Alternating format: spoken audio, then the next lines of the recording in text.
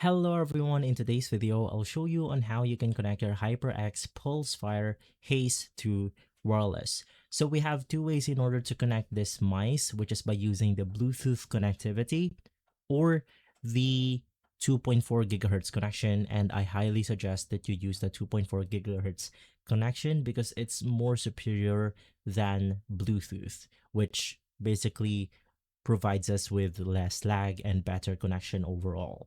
So to get started, basically after purchasing your mouse, you will get the grip tapes, you will get the wired connection or the charger itself. And for the connection, you have this dongle, which is going to be the 2.4 gigahertz. So you could just plug this onto any USB ports of your laptop or your computer. Now from there, you just want to simply turn on the mice itself, which is going to be this one. You want to switch it to the 2.4 gigahertz connection, basically after plugging it onto a USB port of your computer, this one, and then the mouse will instantly be connected to that device.